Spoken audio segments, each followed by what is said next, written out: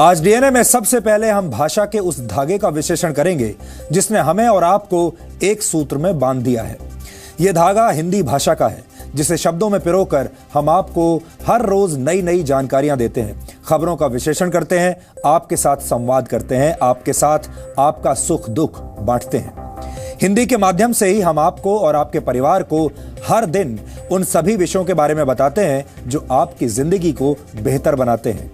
हिंदी आपके और हमारे रिश्ते को मजबूत बनाती है, क्योंकि हिंदी भारत के 18 करोड़ लोगों की मातृभाषा है, जबकि 30 करोड़ लोग ऐसे हैं जो हिंदी का इस्तेमाल अपनी सेकंड लैंग्वेज के तौर पर करते हैं। यानी जो संवाद हम हिंदी में करते हैं वो भारत के करीब 48 करोड़ लोगों तक सीधे पहुंचता है। इतना ही नहीं, दुनिया के करीब 150 देश ऐसे हैं जहां हिंदी भाषी लोग रहते हैं। यानी हिंदी दुनिया की ताकतवर भाषाओं में शामिल है और इसे बोलने वालों की संख्या लगातार बढ़ रही है। लेकिन क्या आप जानते हैं कि वर्ष 2050 तक हिंदी दुनिया की सबसे शक्तिशाली भाषाओं में से एक बन जाएगी। वर्ल्ड इकोनॉमिक फोरम ने एक पावर लैंग्वेज इंडेक्स तैयार किया है। इस इंडेक्स में वो भाषाएं शामिल हैं जो वर्ष 2050 तक दुनिया की सबसे शक्तिशाली भाषाएं बन जाएंगी। अगर आप हिंदी बोलते हैं तो आपको जानकर खुशी होगी कि आपकी अपनी भाषा हिंदी भी इस रैंकिंग में टॉप 10 भाषाओं में शामिल है। वर्ष 2050 को ध्यान में रखकर तैयार किए गए इस इंडेक्स में हिंदी को 10वें नंबर पर रखा गया है, लेकिन इसमें उर्दू और हिंदी की स्थानीय बोलियों को नहीं जोड़ा गया है। अगर उर्दू और हिंदी बोलियों को भी इसमें जोड़ लिया जाए तो वर्ष 2050 तक हिंदी दुनिया की 8वीं सबसे ताकतवर भाषा बन जाएगी। फिलहाल इस रैंकिंग में अंग्रेजी पूरी दुनिया में पहले नंबर पर है। दूसरे नंबर पर मैंडरिन यानी चाइनीज भाषा है। तीसरे नंबर पर फ्रेंच और चौथे नंबर पर स्पेनिश है। 5वें नंबर पर अरेबिक, 6ठे नंबर पर रशियन, 7वें पर जर्मन, 8वें नंबर पर जापानीज और 9वें नंबर पर पोर्चुगीज यानी पुर्तगाली भाषा है, जबकि हिंदी 10वें नंबर पर है। पावर लैंग्वेज इंडेक्स को 5 पैमानों के आधार पर तैयार किया गया है। पहला पैमाना है ज्योग्राफी यानी भूगोल। इसके तहत यह देखा गया कि भाषा कितने बड़े इलाके में बोली जाती है। दूसरा पैमाना है अर्थव्यवस्था, जिसके तहत अर्थव्यवस्था में भाषा के रोल का पता लगाया गया। तीसरा पैमाना है कम्युनिकेशन यानी संचार के इस पैमाने का मतलब है कि लोगों के आपस की बातचीत में भाषा का कितना इस्तेमाल हो रहा है। चौथा पैमाना है नॉलेज एंड मीडिया यानी मीडिया और जानकारी के क्षेत्र में भाषा का कितना अहम रोल है। इस इंडेक्स में आखिरी पैमाना है डिप्लोमेसी यानी देशों के आपसी संबंधों में उस भाषा का कितना इस्तेमाल होता है। आपको बता दें कि इन सभी पैरामीटर्स पर अंग्रेजी को नंबर 1 रैंक मिली है, लेकिन अच्छी बात यह है कि नॉलेज एंड मीडिया के पैमाने पर हिंदी अंग्रेजी के बाद दूसरे नंबर पर है। इसे आसानी से समझना हो तो आप हमारे शो डीएनए का ही उदाहरण ले सकते हैं। मूल रूप से जी न्यूज मीडिया का हिस्सा है और डीएनए जानकारियों से भरपूर एक न्यूज शो यानी कार्यक्रम है। हम इसे हिंदी भाषा में प्रसारित करते हैं और डीएनए को लोकप्रिय बनाने में हिंदी भाषा की बहुत बड़ी भूमिका है। लेकिन आपको यह जानकर थोड़ा अफसोस होगा कि अर्थव्यवस्था में सशक्त भूमिका निभाने के मामले में हिंदी 16वें नंबर पर है। ज्योग्राफी यानी क्षेत्रफल के हिसाब से 13वें नंबर पर, कम्युनिकेशन यानी संचार के मामले में 8वें नंबर पर और कूटनीति यानी डिप्लोमेसी के मामले पर हिंदी 10वें नंबर पर है। और इसी वजह से हिंदी की ओवरऑल रैंकिंग बाकी की 9 भाषाओं के मुकाबले कमजोर है। लेकिन हिंदी की ताकत का आकलन करते हुए इस बात का भी ध्यान रखना होगा कि भारत ने अपने 5000 साल के इतिहास में कभी किसी दूसरे देश पर आक्रमण नहीं किया और दूसरे देशों में उपनिवेश भी स्थापित नहीं किए। अंग्रेजी शक्तिशाली भाषाओं की रैंकिंग में पहले नंबर पर है, तो इसका सबसे बड़ा कारण है अंग्रेजों द्वारा दूसरे देशों को अपना उपनिवेश बनाना। स्पेन, फ्रांस, पुर्तगाल और अरब देशों का इतिहास भी इस बात का गवाह है कि इन देशों ने दूसरे देशों पर हमले करके वहां पर अपनी भाषा और संस्कृति का प्रसार किया, जबकि भारत ने ऐसा नहीं किया। चीन इस रैंकिंग में दूसरे नंबर पर इसलिए है क्योंकि चीन दुनिया की सबसे ज्यादा आबादी वाला देश है और वहां के 140 करोड़ लोगों में से ज्यादातर चाइनीज ही बोलते और लिखते हैं। चीन में इंटरनेट और सोशल मीडिया पर भी वहां की भाषा मैंडरिन का ही इस्तेमाल किया जाता है, क्योंकि चीन में ट्विटर, फेसबुक और विकिपीडिया जैसे साइट्स पर प्रतिबंध है और वहां इन साइट्स की चाइनीज भाषा में तैयार की गई नकल का ही इस्तेमाल किया जाता है। इसीलिए हम कह रहे हैं कि हिंदी पर आपको गर्व होना चाहिए। वैसे लिखने पढ़ने की बात हो या बोलने की, देश दुनिया में हिंदी लोकप्रिय भाषा के रूप में उभर रही है। इंटरनेट से इसे एक नई ताकत मिली है। आपको जानकर शायद हैरानी होगी कि देश के डिजिटल वर्ल्ड में तो अंग्रेजी की तुलना में हिंदी सामग्री यानी कंटेंट की मांग 5 गुना ज्यादा तेजी से बढ़ रही है। भारतीय युवाओं के स्मार्टफोन में औसतन 32 ऐप्स होते हैं, जिनमें से 8 या 9 हिंदी के ऐप्स हैं। भारतीय युवा YouTube पर 93% हिंदी वीडियो देखते हैं। डिजिटल वर्ल्ड यानी इंटरनेट की दुनिया में हिंदी को बढ़ाने में यूनिकोड ने अहम भूमिका अदा की है। यूनिकोड एक ऐसी तकनीक होती है जो कंप्यूटर पर हर एक अक्षर के लिए एक विशेष नंबर प्रदान करता है। इससे इंटरनेट पर हिंदी के इस्तेमाल में आसानी होती है।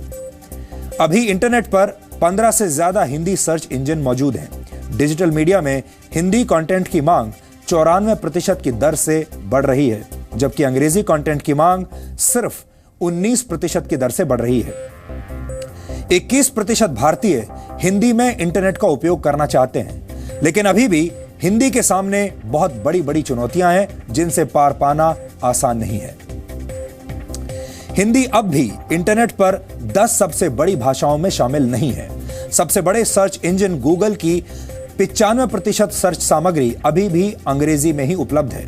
गूगल पर बाकी 5% में हिंदी और अन्य भारतीय भाषाओं की सामग्री है और दुनिया में सिर्फ 0.04% वेबसाइट ही हिंदी में है।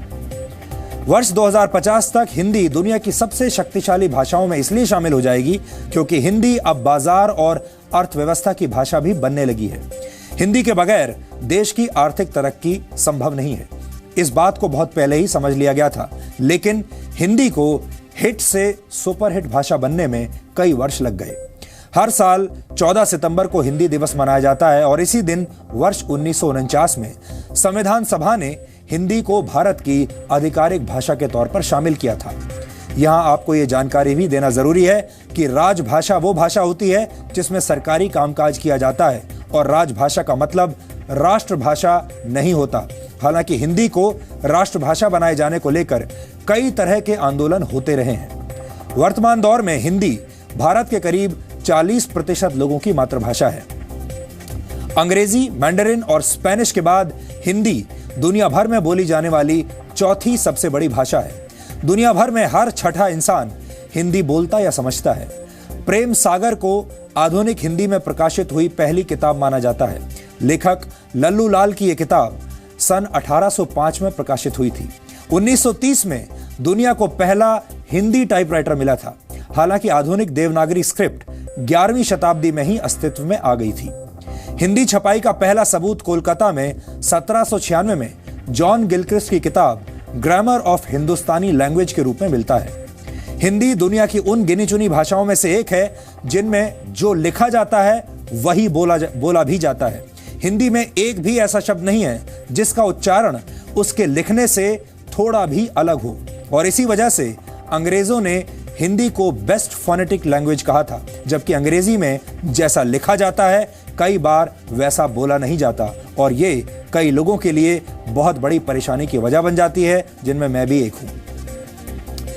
अमेरिका के 45 विश्वविद्यालय सहित दुनिया के 176 विश्वविद्यालयों में हिंदी पढ़ाई जाती है।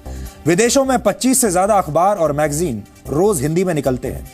दुनिया में करीब 120 करोड़ लोग हिंदी बोलते या समझते हैं। दुनिया के 150 देशों में हिंदी का अस्तित्व है, जिनमें Germany, Mauritius, Nepal, New Zealand, Singapore, दक्षिण अफ्रीका और अमेरिका जैसे देश शामिल हैं। भारत के पहले राष्ट्रपति डॉक्टर राजेंद्र प्रसाद ने कहा था कि जिस देश को अपनी भाषा और साहित्य के गौरव का अनुभव नहीं है, वो उन्नत नहीं हो सकता।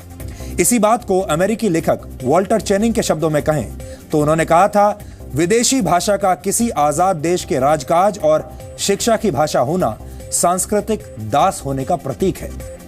इन दोनों ही विचारों में हिंदी की वर्तमान हालत झलकती है। कड़वी सच्चाई यह है कि हिंदी भाषा को आजादी से लेकर अब तक वो दर्जा नहीं मिल पाया जिसकी वो हकदार है। अगर आप भी हिंदी के शब्दों से परहेज करते हैं और आपको लगता है कि हिंदी के मुकाबले अंग्रेजी ज्यादा समृद्ध भाषा है, तो आप गलत हैं। हम आपको ऑक्सफोर्ड इंग्लिश डिक्शनरी में हिंदी की अहमियत के बारे में आज बताना चाहते हैं। पिछले वर्ष ऑक्सफोर्ड इंग्लिश डिक्शनरी में 500 नए शब्द शामिल किए गए थे। खास बात यह है कि इनमें से 240 शब्द भारतीय भाषाओं के थे। हिंदी के शब्द जैसे पापड़, भेलपूरी, चूड़ीदार, ढाबा और अरे यार जैसे शब्द ऑक्सफोर्ड इंग्लिश डिक्शनरी में शामिल हो चुके हैं। इससे पहले धोती, बासमती, घी, कबाब, चटनी, चीता, बंगला और बिंदी जैसे शब्द पहले से ही ऑक्सफोर्ड इंग्लिश डिक्शनरी में शामिल हैं। आपको यह बात याद रखनी चाहिए कि अंग्रेजी हिंदी भाषा की बहुत एहसानमंद है और हिंदी में ऐसे कई शब्द हैं जिन्हें अंग्रेजी ने सम्मान के साथ अपनाया है। हिंदी का शब्द अवतार अंग्रेजी ने अपनाया और यह शब्द पश्चिमी देशों को बहुत पसंद आया। इस नाम पर हॉलीवुड की सुपरहिट फिल्म भी बन चुकी है जिसका नाम है अवतार। सिर पर बांधे जाने वाले कपड़े को अंग्रेजी में बैंडाना कहते हैं, जो हिंदी के शब्द बांधना से लिया गया है और बांधना का मतलब तो आप तमाम लोग जानते ही होंगे। अंग्रेजी में चूड़ियों को बैंगल्स कहते हैं, जो हिंदी के शब्द बांगड़ी से बना है, जो एक तरह की चूड़ी होती है। अंग्रेजी शब्द बंगलो भी हिंदी से आया है। बंगाल स्टाइल में बने मकानों को बंगला कहा जाता है। अपने क्षेत्र के दिग्गज को अंग्रेजी में मुगल कहा जाता है और यह शब्द हिंदुस्तान पर राज कर चुके मुगलों से आया है। अंग्रेजी शब्द मंत्रा की उत्पत्ति संस्कृत और हिंदी के शब्द मंत्र से ही हुई है। शॉल हिंदी का शब्द है जिसे अंग्रेजी ने अपना लिया। फारसी से हिंदी में आए शब्द शरबत से प्रेरणा लेकर अंग्रेजी भाषा में सॉर्बेट शब्द गढ़ लिया गया। 17वीं शताब्दी से भारत में इस्तेमाल हो रहे चंपी शब्द से अंग्रेजों ने शैम्पू शब्द बना लिया। ऐसे ही चटनी कमरबंद से कमरबैंड, खाट से कॉट और तूफान से टाइफून शब्द बना। यानी हिंदी ने अंग्रेजी की शब्दावली को समृद्ध बनाने में अपनी अहम भूमिका निभाई है और जो भाषा अंग्रेजी को इतना सब कुछ दे सकती है वो भाषा कभी भी शर्म का विषय तो बिल्कुल नहीं हो सकती। हिंदी अपने ही देश हिंदुस्तान में उपेक्षा की शिकार हो चुकी है, जबकि पूरी दुनिया हिंदी के महत्व को जान भी रही है और मान भी रही है। People's Linguistic Survey of India के मुताबिक दुनिया में हिंदी बोलने वाले लोगों की संख्या अंग्रेजी से भी ज्यादा तेजी से बढ़ रही है। पिछले 8 वर्षों के दौरान दुनिया में हिंदी भाषा बोलने वाले लोगों की संख्या 50% बढ़ गई है। यूएस सेंसस 2011 के मुताबिक वर्ष 2000 से 2011 के दौरान अमेरिका में हिंदी बोलने वाले लोगों की संख्या 105% बढ़ गई। वैसे हिंदी सिर्फ भारत की राजभाषा नहीं है। फिजी की आधिकारिक भाषा भी हिंदी है, जिसे स्थानीय लोग फिजी हिंदी या फिजी बात कहते हैं। आपने अक्सर लोगों को गर्व से यह कहते हुए जरूर सुना होगा कि सॉरी मेरी हिंदी थोड़ी कमजोर है, लेकिन अगर किसी व्यक्ति की अंग्रेजी कमजोर हो तो उसे अनपढ़ मान लिया जाता है। इस स्थिति को बदलने के लिए ही हमने आज ये डीएनए टेस्ट किया है। आजकल हिंदी में बात करना फैशन में नहीं है। सबसे बड़ी चिंता की बात यह है कि हिंदी भाषा का प्रयोग करने को लेकर हमारे अंदर गर्व की मात्रा बहुत ही कम होती जा रही है। आधुनिक हिंदी साहित्य के पितामह कहे जाने वाले भारतेंदु हरिश्चंद्र का मानना था कि निज भाषा यानी कि मातृभाषा की उन्नति ही सब तरह की उन्नतियों का मूल आधार है। लेकिन आज के दौर में अंग्रेजी को सफलता की गारंटी माना जाता है, क्योंकि अंग्रेजी को सम्मान से जोड़कर देखा जाता है। आज अगर आप अंग्रेजी बोलते हैं तो आपको प्रथम श्रेणी का नागरिक माना जाएगा, लेकिन अगर आप हिंदी बोलते हैं तो आपको दूसरी या तीसरी श्रेणी का नागरिक समझा जाता है। कई लोग हमेशा ये दलील देते हैं कि अंग्रेजी ज्ञान, विज्ञान और विकास की भाषा है, जबकि रूस, जर्मनी, जापान और चीन जैसे कई देशों ने अपनी मातृभाषा को अपनाकर यह साबित कर दिया है कि मातृभाषा में विद्यार्थी अधिक सफल होता है और अपनी मातृभाषा के दम पर भी देश तरक्की कर सकते हैं। लेकिन भारत में हिंदी के साथ ऐसा इसलिए नहीं हो पाया क्योंकि हमारे देश में बुद्धिजीवियों ने अंग्रेजी को ही अपनी आधिकारिक भाषा मान लिया है। डिजाइनर पत्रकारों और बुद्धिजीवियों के बीच ये कहने का फैशन है कि माय हिंदी इज बैड, यानी मेरी हिंदी अच्छी नहीं है। आपने अक्सर देखा होगा ऐसे डिजाइनर पत्रकार और बुद्धिजीवी जब भी कहीं बोलने के लिए जाते हैं या किसी सेमिनार में शामिल होते हैं तो सबसे पहले यही कहते हैं कि मेरी हिंदी बहुत खराब है, मुझे इसके लिए माफ कीजिए, और उसके बाद अंग्रेजी में भाषण देते हैं। वहीं अगर इसके उलट हम बात करें, अगर कोई कहे my English is bad, my English is bad कहना एक तरह की नॉलेज बैंक्रप्सी यानी ज्ञान की कमी माना जाता है। अंग्रेजी बोलते हुए या लिखते हुए कोई गलती अगर कर देता है तो उसे कोई माफी नहीं मिलती, उसे कमतर समझा जाता है। कई बार मजाक उड़ाया जाता है ये कहकर कि इसे इतनी अंग्रेजी भी नहीं आती। लेकिन हिंदी में गलतियां करने के बाद भी किसी के मन में प्रायश्चित की भावना नहीं आती। देश में आपने किसी को इस बात पर शर्मिंदा होते हुए नहीं देखा होगा कि वो हिंदी बोलते या लिखते हुए कोई गलती कर रहा है।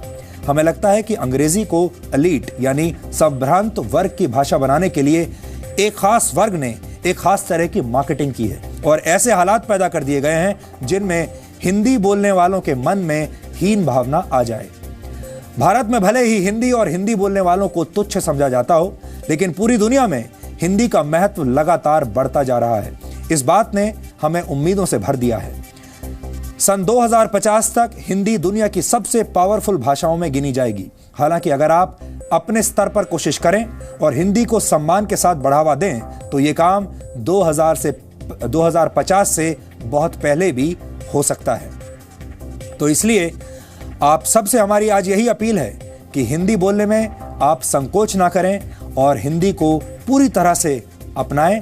और हिंदी के मामले में जब भी आप कहीं जाएं, जितना हो सके आपको हिंदी में बात करनी चाहिए और इस मामले को लेकर कभी भी शर्मिंदा नहीं होना चाहिए।